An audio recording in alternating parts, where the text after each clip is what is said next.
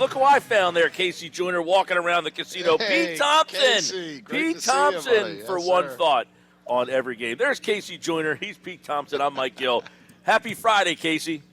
Happy Friday, Pete. I've been seeing you on Facebook. It is great to see you live.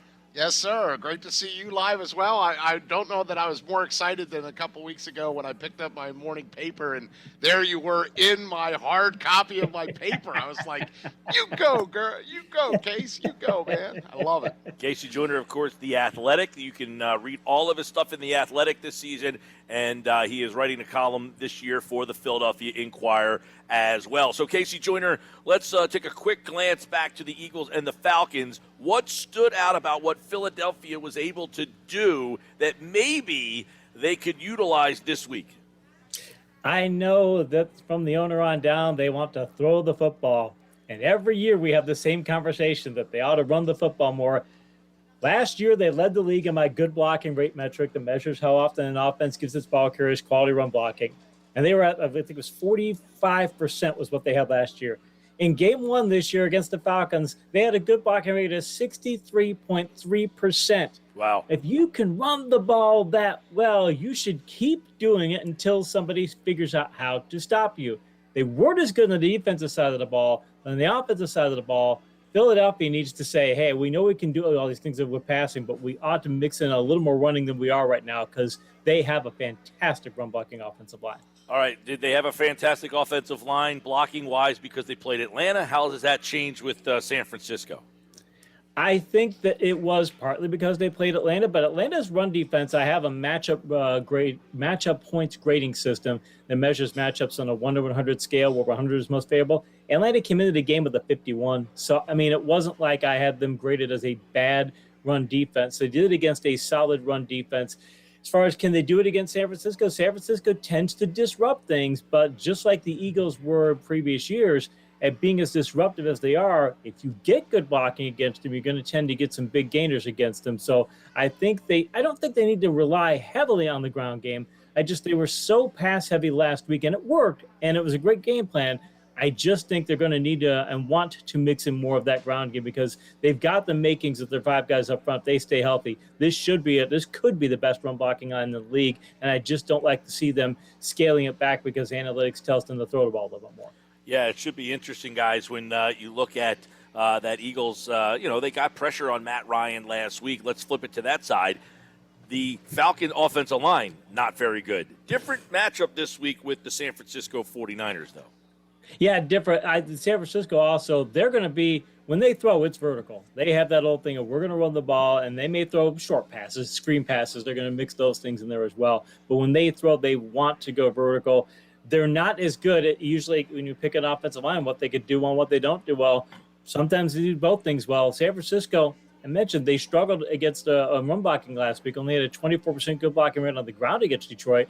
I saw some weaknesses in their pass blocking, too, that I think could be exploited. So if I'm San Francisco, be very careful. I'm going to have to leave 6 extra guys in to pass rush or to pass block because I think the Eagles' pass rush could be fairly disruptive in this contest. Okay, one area real quick on that number is the fact that, George Kittle, the Eagles had a lot of problems with last year. 15 catches, 15 targets. We brought that number up a lot. They did a good job with Ridley and Pitts last week. So what can you take from that and how they could do that against Samuel and Kittle this week? They decided that they're going to put a cornerback on Pitts a lot of the time. They didn't just leave it up to the safeties to take care of it. They said, we're going to actually treat him like a receiver. It's tougher to do that against Kittle because if you go and say, okay, we're going to try and put a cornerback up against Kittle, he'll block you very, very, very effectively. And Pitts is he's a bigger guy, but Falcon's not what he does really well. So I would worry about that because San Francisco could say if they see you go light against them, that, hey, we're going to go ahead and ground and pound. But having said that, if you need to take him out of the passing game, you got to worry about Samuel too, obviously, and Ayuk if he decides to play up to his talent level. But if I'm them, I'm more worried about his pass blocking than I am his run blocking because if they want to run the ball, fine, you're playing right into what the Eagles should want them to do. Casey, the Niners also use a position that isn't always featured or prominent in the NFL anymore, and that's a fullback in Kyle Juszczyk. Well, what does he bring to the table? He brings a big problem to the table because last week, as I mentioned in my Philadelphia Inquirer article, the Eagles were playing more two-gapping technique versus one. Under Jim Schwartz, they played one gapping technique, is where you attack one side of an offensive lineman, and you're wanting to get up the field to be disruptive. And it worked really well for the Eagles, but they want now to go to a more two-gap system, which means the linemen are going to take on the offensive linemen, and they're going to try to buy their linebackers time to get to the ball. They're trying to occupy the offensive linemen, not beat them, but just occupy them. Beat them when the running back comes to, but you're not trying to get up the field. The thing is, the linebackers have to read and react quickly, and this was their first game in this new setup, and they weren't as fast to read and react as they should be. If you're not fast to read and react, and you've got Kyle Juszczyk blocking you, you're going to have some big problems. So those linebackers need to step up and start reading this stuff more quickly because the linemen are buying them time. They just aren't taking advantage of it. Talking with Casey Joyner here. Of course, you can read his stuff in The Athletic, the Philadelphia Inquirer, the Eagles, and the 49ers. We're taking a look at some of the matchups to watch here. I want to get your thoughts on the Eagles wide receiving core. Very young, but they played a big role in the game. Devonta Smith, Jalen Reagor, Quez Watkins even had a big role early in the game, and how they match up against, Verrett's out and how this secondary looks. It looks like if Nick Sirianni has his way, he has some room to roam in that secondary this week. That may be a reason that they want to go to the passing game. In fact, last week, per the NFL game book, NFL's official game book, Jalen Hurts only threw one vertical pass last week, one deep pass. All the rest were short. And when you're 22 for 28 on 168 yards on your short aerials, I just think you're going to be, you need to be able to throw the ball short and you need to be able to dig a dunk. And I think the 49ers do have those question marks in their secondary, so I think they will want to do that. But I think you also want to go vertical against these guys. So I'd like to see more verticality out of the game. A little too much thinking and dunking for my taste last week. So I'd like to see Eagles do more of that. But having said that, if the dink and dunking in the running game is working, you don't have to go vertical unless you want to. But I'd still love to see them have Smith try to tear the top off the defense because we saw what he could do on, I would say, shorter passes. We haven't seen him try to tear the top off the defense. I'd like to see him test the secondary because I think the 49ers secondary is solid, but I think he could be tested. So Smith is your vertical guy, or is there somebody else that you think that would step up and be the vertical fly guy or go guy?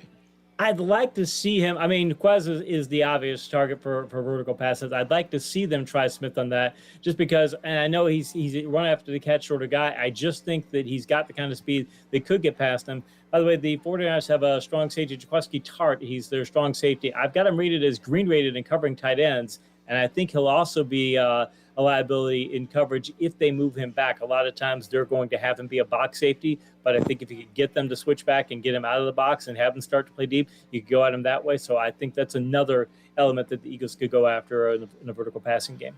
With Verrett out, is there an exploitation spot right there that's obviously where you're going to go right away? Sometimes you do that during the game. Sometimes you game plan for that ahead of time. They have a guy named, I hope I'm pronouncing this name right, Diamador Lenoir is a cornerback who looks like he's replacing Verrett at right corner, who replaced him in the lineup last week. He would likely go up against Jalen Reagor, so I'd like to test that element of their secondary out. Lenoir did solid last week as far as when he was targeted, so I don't know that he's a coverage liability, but if I'm the Eagles, I want to find out. All right, Casey Joyner will get the matchup in this game. Where is that decisive matchup between Philadelphia and San Francisco? Where is this one where somebody's far superior when they match up against the other side?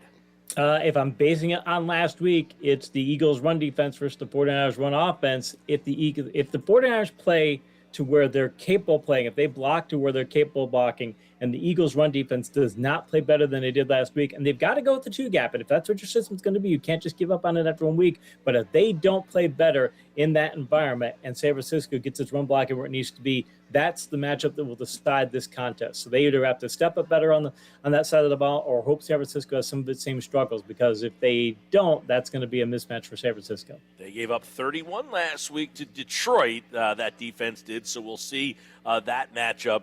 And, of course, we will get Casey's pick on that game coming up in just a little bit. But first, let's take a look and get one thought on every Week 2 NFL game. We'll take a look at the schedule this week and get Casey's one thought on every game. Let's start in Chicago, where the Bears host Cincinnati. Andy Dalton will face his former team. Cincinnati obviously got the win in overtime last week, and the Bears have a lot of quarterback questions.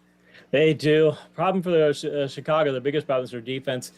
They've been a dominant platoon on that side of the ball for years. It's not the case anymore. I mentioned that matchup points total. They give Cincinnati 82 passing matchup points. It's a mismatch for Cincinnati in that area. By the way, Jamar Chase, second most receiving yards by a Bengals rookie receiver in his first game in team history. So that's pretty big. You add that to Burrow. You add that to how well Mixon played, and Chicago's offense just isn't going to be able to keep up. So I get Cincinnati. All right, Cleveland was maybe the most impressive loser last week. They've been the Cowboys, but this week they're a big home favorite as they take on a team that won last week, surprisingly, the Texans. Yeah, the Texans. I mean, I give Houston coach David Culley credit. He's got a clear idea of what he wants out of his team, and that's part of the reason that they were able to dominate Jacksonville. But they were pretty even in talent last week. And this week, they're not going to be that well and good in terms of talent. The Texans have a terrible run defense. 90 matchup points is what the Browns are going to have. 90 rush defense matchup points. You give that to Chubb and Hunt and the Browns' superb offensive line. Even if the Browns might be missing a starter, might be playing a third string at left tackle, I still think they've got enough to win. All right, Indianapolis is at home. They looked okay up and down last week for Carson Wentz, I guess. Got sacked a lot, hit a lot. The Los Angeles, a lot of people like them on Monday night, but they're going to go on the road this week and face the Colts. But the Colts can't go to 0-2, can they? They can, because they are a banged-up team. Paris Campbell is listed as questionable today. Michael Pittman listed as questionable today. Xavier Rhodes, their top-notch corner, is out. Darius Leonard missed the Wednesday and Thursday practices with an ankle injury / illness, non-COVID illness. I just looking at this. They're on a third-string left tackle on that team.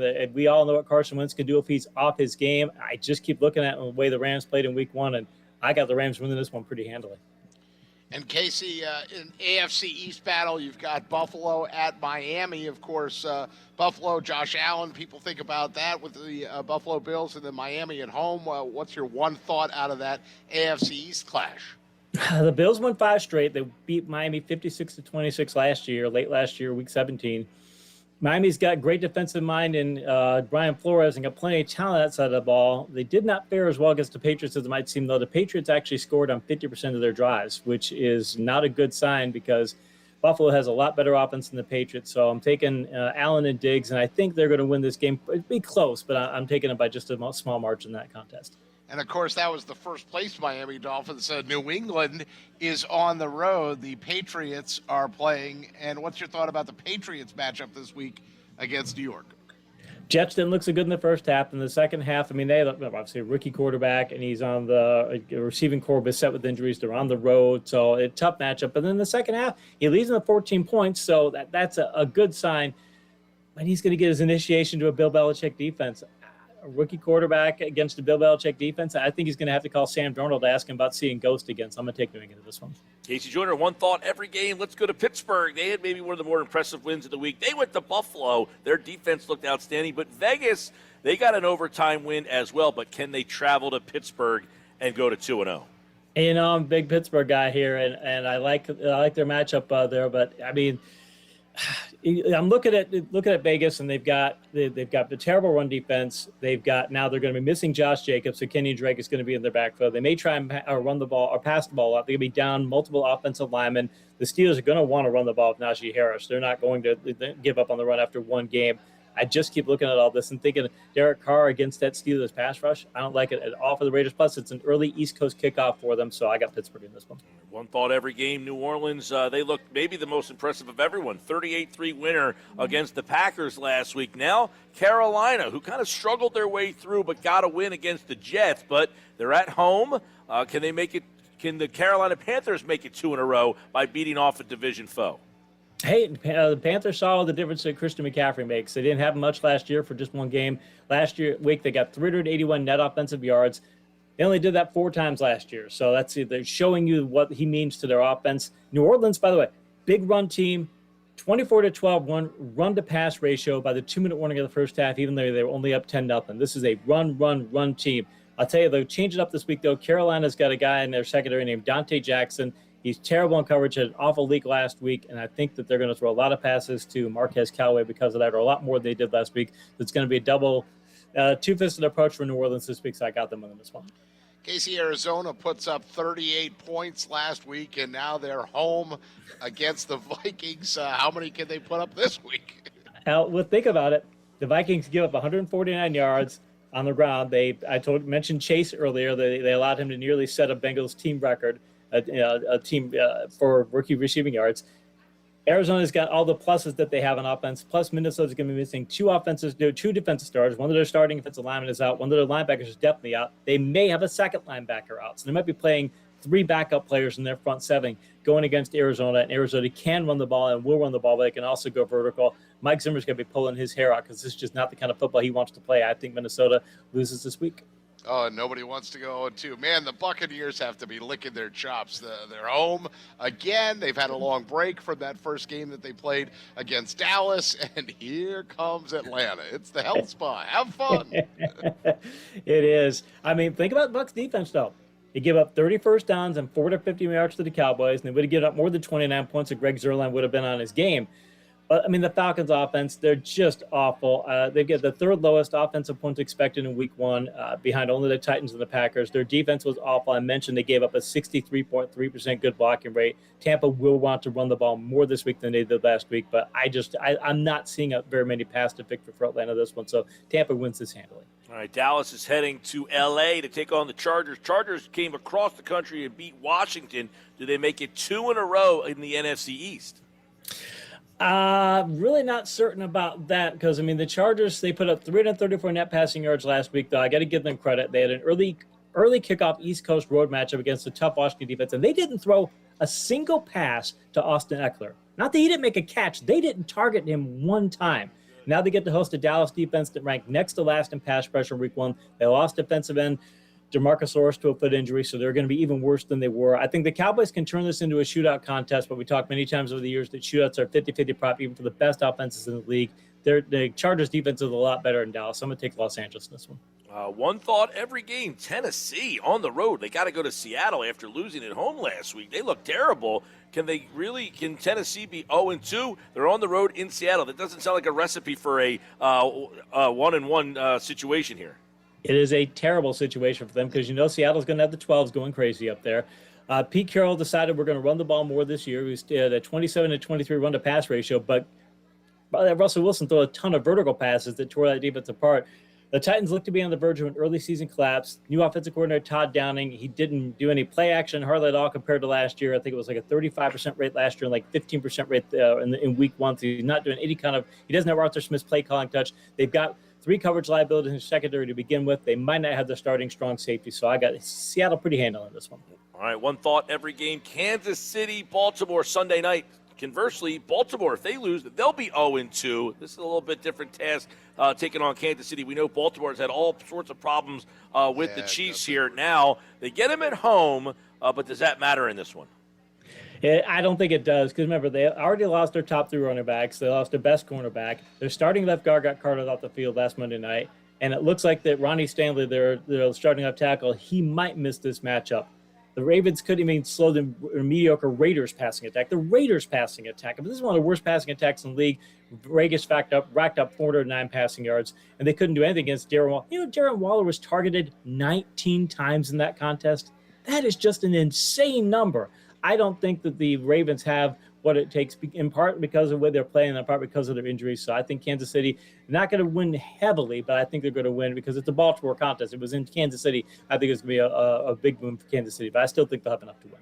Okay, that's one thought on every game from Casey Joyner. He'll be back on Monday to give us thoughts on the Monday night football game and then to recap all of the Week 2 action here. So before we let him run, let's get a couple more thoughts on Philadelphia and San Francisco and kind of clue us in here, Casey. Last week you liked the Falcons. I do remember that. This week, San Francisco. Now, they're at the Greenbrier in West Virginia, so they don't have to travel all the way across the country again, but they got to come to Philly. Hasn't been fans in Philly, real fans, for 20 months. So the Eagles fans are a little excited after a win against the Falcons. But is that enough to hold off this 49ers team, who's pretty banged up? Yeah, they are. And I did pick Atlanta last week. I thought it was going to be a very close contest. Didn't think Atlanta was as bad as they are. They've got a lot of adjustments to make. And Sirianni, give him credit. He knows what he has on offense, and he's being able to utilize all of the talent that he has. I think that he will be able to run the ball more. I think he'll incorporate it into his contest. And I do think that as good as the front or played for Philadelphia, as good as they played, those linebackers will be able to read and react better. I think that's one of the easiest, I would say an easy thing to correct, but I think it's something that you can get up to speed fairly quickly on. I like that. I don't like what some of the things that San Francisco's got in their offense. They do not run blocking well. If they can't run block well, they don't win. So I'm actually picking Philadelphia to win this one, heads up. How about that there, PT? Okay, well, let's hope those words are prophetic. Now, I know, Casey, we've been talking a lot about this. You mentioned Sirianni and the receivers. You know, you're a wrestling guy. I mentioned this earlier, where I love the way they used Watkins. It felt like a slow burn wrestling story where they used him for the first 3 passes and then never went back to him. So it's like you had to account for him all game. Like, they used this guy 3 plays in a row and then never went back to him. So I'm waiting, because you talked about Watkins being the deep guy. He's a 4.2 40 guy. Hitting a seam pass this week, just zipping by everybody. That's the play I think happens. If they go one high, if they play that one safety back, mind you, Jimmy Ward's a good free safety, so it's going to be tough to get him out of position. I think they're going to have to be in a situation where maybe they run all verts and say, okay, we're going to go ahead and throw 4 people deep and then see if we can get a matchup that we like, or see if they're playing 3 deep and things. But if you got Watkins on one side and you got Smith on the other side and you've got them running all verts, and mind you, Raker wouldn't be terrible on that either, and you've got a number of different players you can get going downfield, I think it'd be a good thing to do. I just don't know if they're going to trust Hurts to do it, but I think if they're going to try and do it, this is a matchup, because when you've got one safety who's bad, that's a great time to run all verts. And possibly a big day for Goddard and Ertz, too. I think the linebackers can be had in this one. Should be fun. Philly, San Francisco, right here on 97.3 ESPN. The coverage with Merrill Reese and Mike Quick starts at noon with the Eagles Radio Network, and Merrill and Mike have the call. Kickoff at 1. Casey Joyner's back on Monday. Thanks, Casey. Have a great weekend, man. Appreciate it, guys. And Casey Joyner from The Athletic and the Philadelphia Inquirer here on the Sports Bash is brought to you by DraftKings Sportsbook inside Resorts Casino Hotel in Atlantic City.